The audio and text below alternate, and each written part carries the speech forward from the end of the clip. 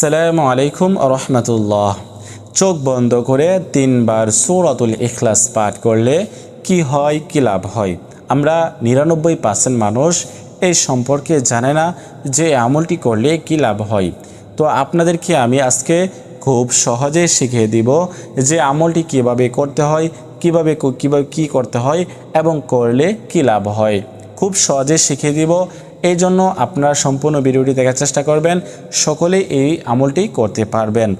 আর যারা এই চ্যানেলে নতুন আসছেন, এখনও পর্যন্ত চ্যানেলটি সাবস্ক্রাইব করেন নাই, অবশ্যই চ্যানেলটি সাবস্ক্রাইব করে পাশে থাকবেন। এই চ্যানেলে আরও নতুন নতুন ভিডিও আসবে ইনশাআল্লাহ।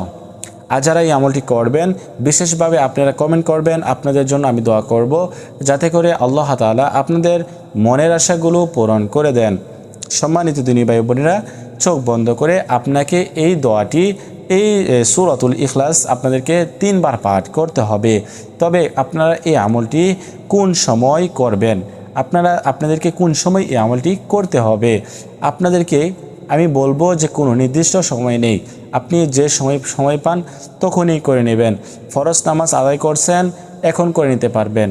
ফরজ নামাজ ছাড়াও আপনি করতে পারবেন, যে কোনো সময় করতে পারবেন। তবে আপনাকে অজুর সহিত এই আমলটি করতে হবে।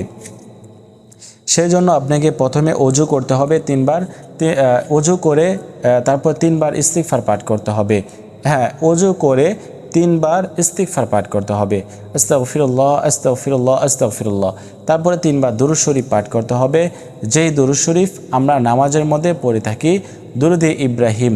আল্লাহুম্মা সাল্লি আলা মুহাম্মাদিন ওয়া আলা আলি মুহাম্মাদ كما صليت على إبراهيم وعلى آل إبراهيم إنك حميد مجيد اللهم بارك على محمد وعلى آل محمد كما باركت على إبراهيم وعلى آل إبراهيم إنك حميد مجيد। কয়বার? 3 বার পাঠ করতে হবে দুরূদ শরীফ। যারা এই দুরূদ শরীফ পারেন না তারা শুধুমাত্র সাল্লাল্লাহু আলাইহি ওয়াসাল্লাম কয়েকবার পাঠ করে নেবেন।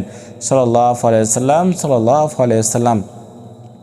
তারপরে আপনাদেরকে সূরাতুল ইখলাস চোখ বন্ধ করে 3 বার পাঠ করতে হবে। আউযু বিল্লাহি মিনাশ শাইতানির রাজীম বিসমিল্লাহির রহমানির রহিম কুল হুয়াল্লাহু আহাদ আল্লাহুস সামাদ লাম ইয়ালিদ ওয়া লাম ইউলাদ ওয়া লাম ইয়াকুল লাহু কুফুয়ান আহাদ। তো এরকমভাবে চোখ বন্ধ করে 3 বার সূরাতুল ইখলাস পাঠ করতে হবে। পাঠ করে শেষে 3 বার দুরূদ শরীফ পাঠ করতে হবে। তো এরকমভাবে আমলটি করলে কী লাভ হবে?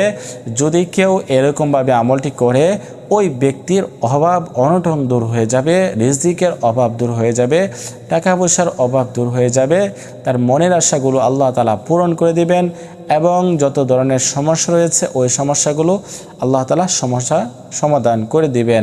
যদি কোনো ধরনের বিশেষ কোনো প্রয়োজন থাকে তাহলে এই আমলটি করে আপনাদের বিশেষ যে কারণটা রয়েছে ওই কারণটা আল্লাহ তাআলার কাছে বলতে পারেন, আল্লাহ তাআলা অবশ্যই সমাধান করে দিবেন। তো আজকের মতো এই পর্যন্তই। আল্লাহ হাফেজ।